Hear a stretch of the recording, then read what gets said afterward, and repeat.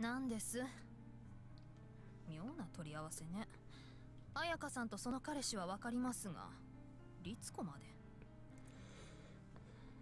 And hi guys, I'm Celestial Shadows, and welcome back to Princess Evangile, Chapter 25. Just one chapter left to go. And gotta remember the headmistress. Yes, it probably sounds a lot like her father. Yes, what a curious combination. I expected Ayaka-san and her boyfriend, but not Ritsuko. The next day, we went to visit the headmistress first thing after class. The headmistress eyed the three of us with suspicion.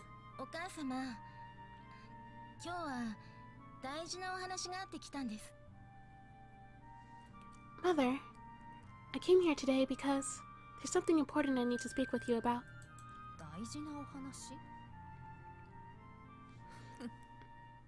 Something important?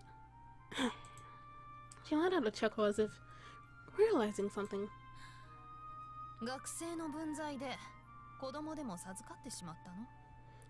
Did you get pregnant while still in high school? I see.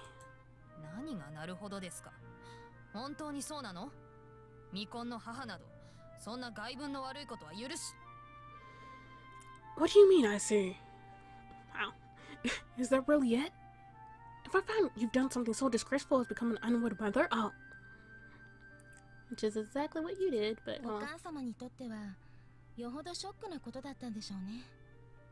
It must have been a real shock to you, wasn't it? What? To find out you were pregnant.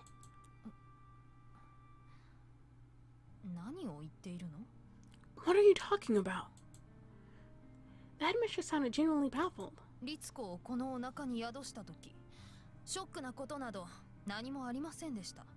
There was nothing shocking about my pregnancy with Ritsuko.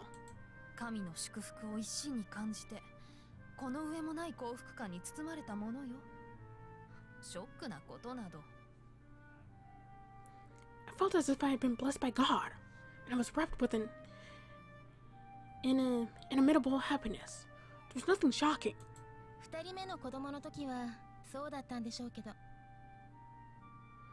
That's natural. For your second child. Huh? What? She looked up at her in alarm, but rage spread slowly through her face.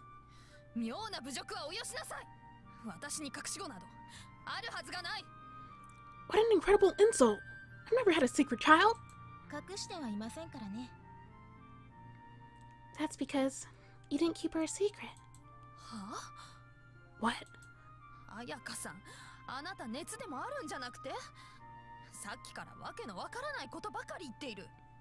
Ayaka-san, have you come down with a fever by chance? You've been speaking nonsense since you got here. I was clearly meant to provoke her, but where I was standing, Ayaka-san just looked sad.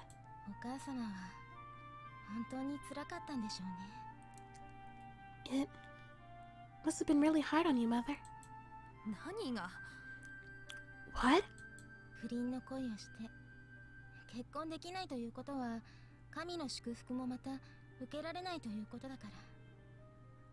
Your love was illicit.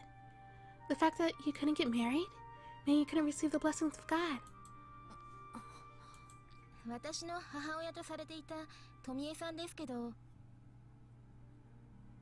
You pretended like my mother was Tomi-san, but...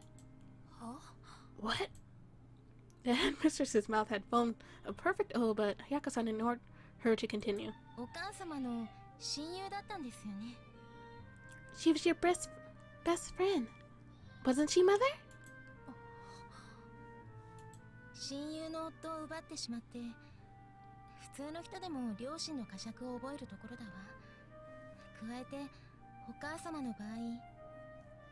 Anyone would chastise themselves for stealing their best friend's husband. And you especially.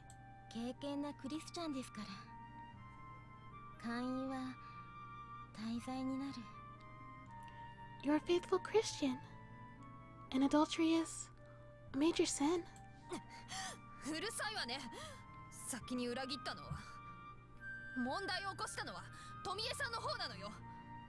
But be quiet. The first traitor The one who caused all this was Tomi-san. 私はあの人を慰めてあげて、ただそれだけのことで。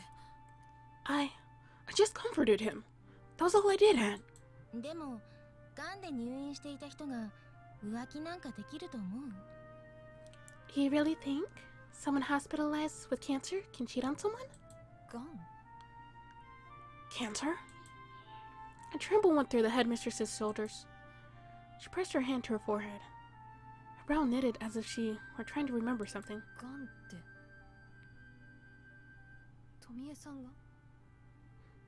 Cancer? Tomi-san had...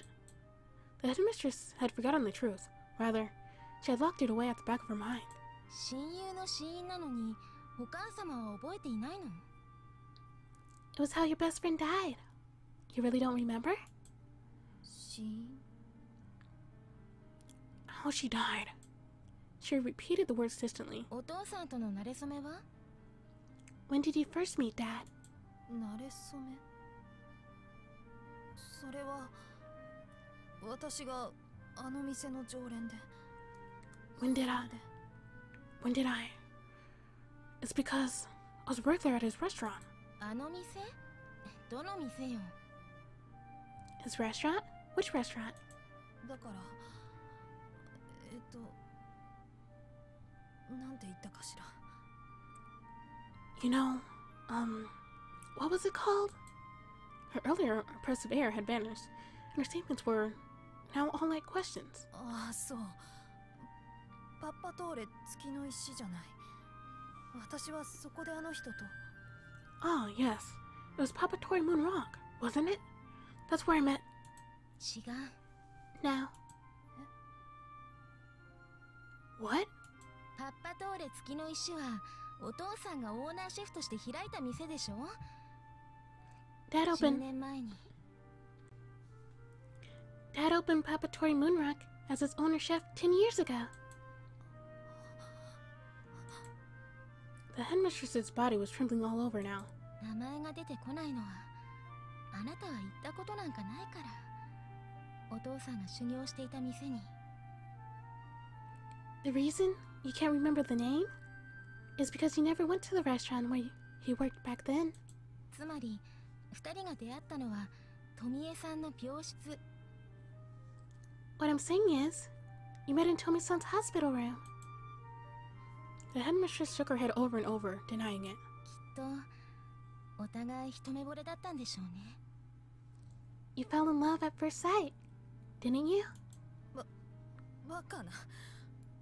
富江さんとあの人は夫婦で、私はそのようなみだらな想像など。 Don't be ridiculous. They were married. I would never have such obscene thoughts. Her face had turned so pale, one might think she was ill. Or maybe she really did feel sick. ナグダラのマリアを気取るのもいい加減にしたらどう？ Stop playing Mary Magdalene already. Her voice was shockingly harsh. 出会うのが早いか遅いかという問題だってあるでしょ。いずれにしろ。 The only thing that matters is whether you met him earlier or later. Either way. 人を好きになるということは決して悪いことではないわ。 There's nothing wrong with falling in love with someone. Small trembles running through her body became larger. お母様、あなたは妻のある人を愛してしまったの。 Mother, you fell in love with a married man. その結果、 And from that, 私が生まれた。 I was born. Look out! Did you really faint? お母様、お母さん。 Mother! Mother! Flew out suddenly. Headmistress! First I'd gone beyond merely pale. Now was as white as a sheet. Tsuko-chan touched her forehead. 汗びっしょり。おでこは冷たいのに。 She's soaking with sweat, but her forehead is cold. Anyway, let's get her to the sofa. お願い、私は保健の先生を呼んでくるわ。 Please do. I'll call the nurse. 私も手伝いましょうか。 Would you like help? No, I think you can handle it. picked her up and carried her to the sofa. びっくりしました。急に倒れたので。It frightened me, the way she just collapsed. Me too, but she had clearly been suffering for a while.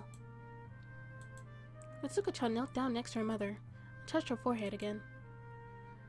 Some kind of chronic disease? いえ、それはないと思います。姉さんに追求されて、それが苦しかったのではないかと。No, I don't think so. I think it was being found out by sister that caused it. I thought so. She started acting strangely the minute Ayaka-san started contradicting what she thought she knew. 自分で自分をごまかしていたんですね。ずっと。So, she really was fooling herself all this time. Right. What was that Mary Magdalene thing she mentioned? イエスの弟子とも妻ともされる女性です。She was one of Jesus' disciples and his wife. Oh. He was married? あくまでそういう説があるというだけですから、教派自体いくつもありますし。Some people believe he was. There are many different doctrines. Ah, I see. 姉さんが言及したのは、ヨハネ第8章のことだと思います。姦淫を犯した女に民衆が石を投げるという話ですが。I believe sister was referring to the Gospel of John, chapter 8. People were throwing stones at a woman who had committed adultery. 一説によると、その女がマグダラのマリアともされているので。Some people believe that woman was Mary Magdalene. What happened to her? Did they stone her to death? いいえ、罪のない者だけが石を投げよ。イエスがそう言うと、民衆は一人残らず去ってしまい、それで女は助かりました。Now, Jesus said, "Let he who is without sin cast the first stone." The townspeople left and the woman who was saved. He who is without sin. In other words, those who had never even thought of committing adultery. Surely there was no one like that. In other words, there was no one in the world who was without sin. And health teacher, which is probably a girl, since Messiah's the only boy here. I think it's just anemia. She should wake up soon enough. Turn on the air conditioner while I bring a blanket from my office. はい。 Yes, ma'am.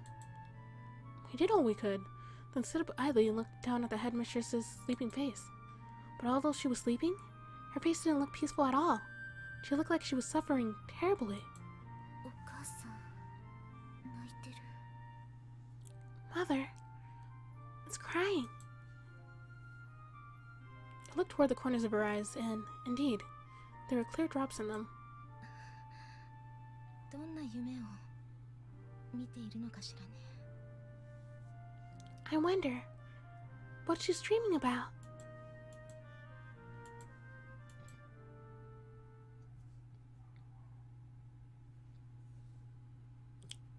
And I guess to the headmistress's point of view, Tomi-san was always on my mind. Maybe it was because I felt so close to her. She and I had similar personalities, single-minded and stubborn with an unripe sense of justice. We annoyed the people around us, then believed it was their fault for getting annoyed. So, headmistress and Tomi? Probably. That's the kind of girls we were. We were both Christian, but we both were in the vast minority. Vincennes was founded by a mission, but it wasn't really very religious. Because of that, neither of us quite fit in. And maybe that's what made us so hard. And maybe that's what bound us together so tightly. We were like two peas in a pod. People used to say, in a past life, they must have been twins. The dead go to meet their final judgment. There's no such thing as reincarnation. I would say that, and they would all shrink back. We were so similar.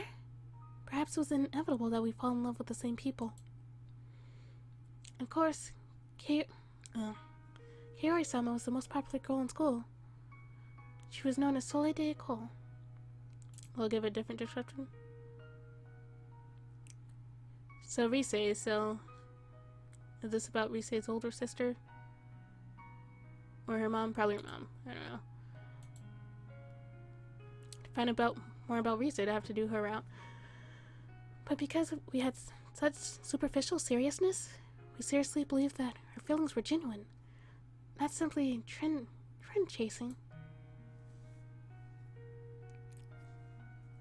In our desperation to be closer to Kaori-sama, we joined the White Lily Society.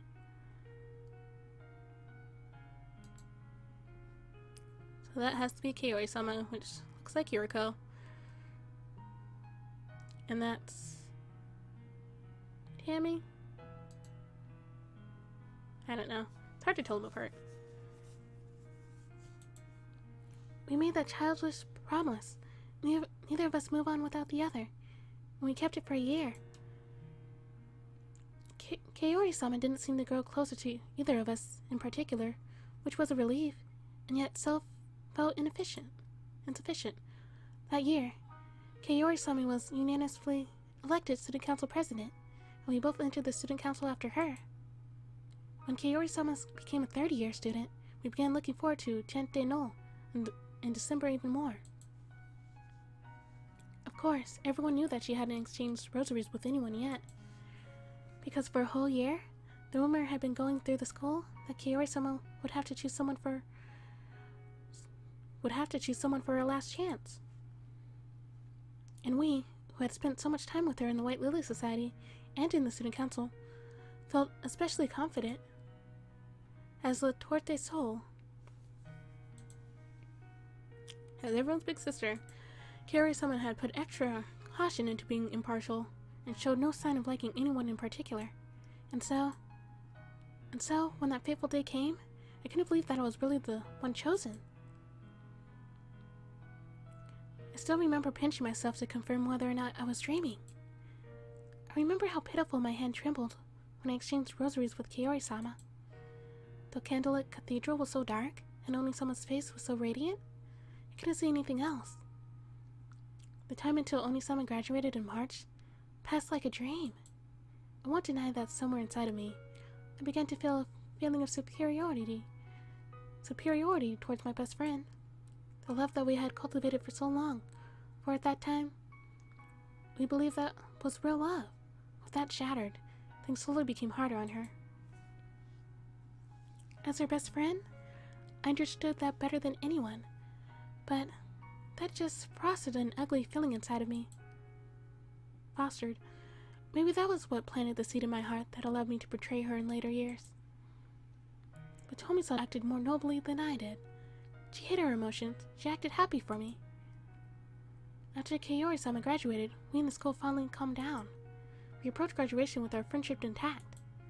Most of the graduating students continued on to Vincennes Women's University, including us, but Kaori-sama wasn't there.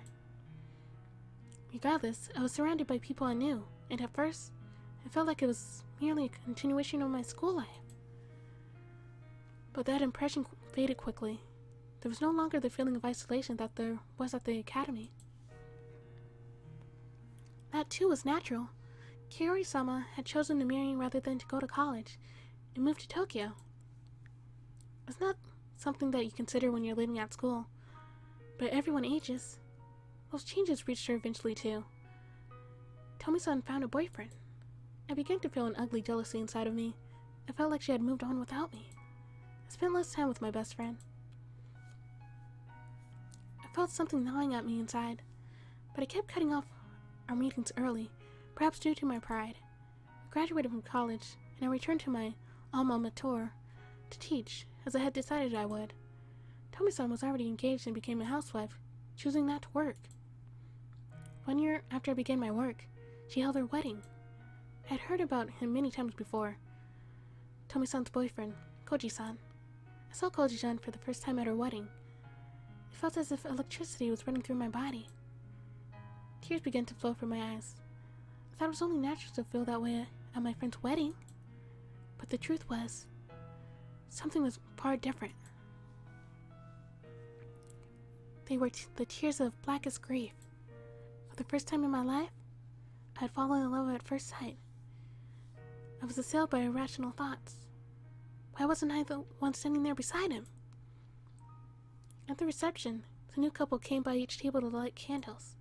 When they came to mine, it wasn't my best friend's radiant form that caught my eye, but the face of a man I had never met. When the bride addressed me, I gasped and looked at her. I spat the word "congratulations" from my mouth mechanically. From that day forward, we grew more and more strange. Tomi-san most likely thought it was just because I was so single. My feelings of attraction towards a married man terrified me. As the years passed, we barely spoke to each other at all.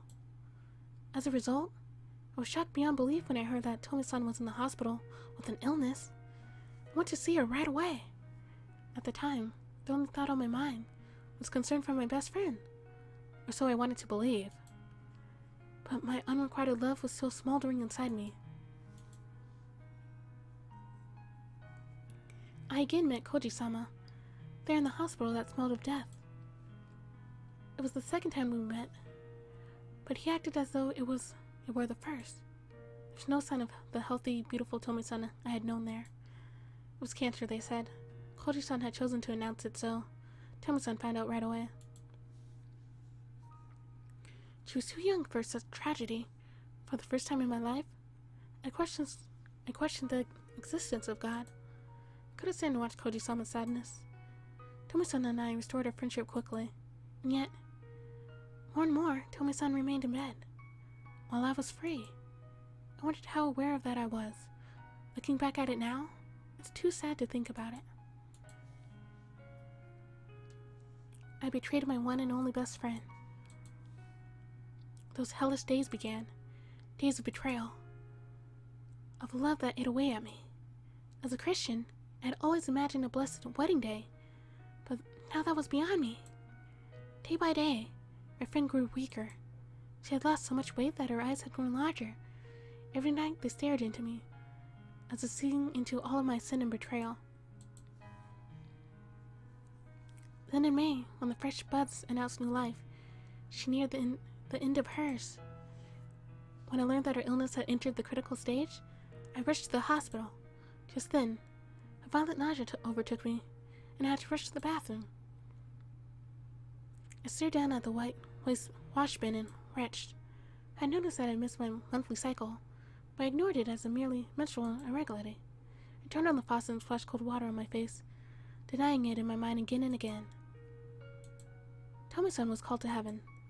Meanwhile, my stomach had swollen too large to be ignored.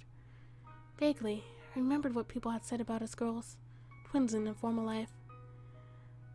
I began to believe that the child grown inside of me might be Tomi-san's reincarnation. I felt the nausea welling up inside of me again. I no longer had it in me to dismiss such words as a joke. That's when the memories become hazy. I believe I took a year's leave of absence from work, but I'm not certain. I don't have any memories of a ceremony. Maybe we decided that a wedding was out of the question. I have very few memories of the birth, too. The next thing I knew, there was a baby in the house. They said that the girl was my daughter. I couldn't believe it. I thought they were lying to me. I couldn't accept the cries of the new baby as accusations of my own betrayal. The child. It couldn't be my child. It must have been the child Tomi-san left behind. It meant that I stole her, of course, but that sin would be a lesser one. My mind was clouded by a heavy fog, but it began to clear by the time of my second pregnancy. After Ritsuko was born, things became much clearer. Clearly, Ayaka-san was Tomi-san's child. It was all perfectly clear in my mind.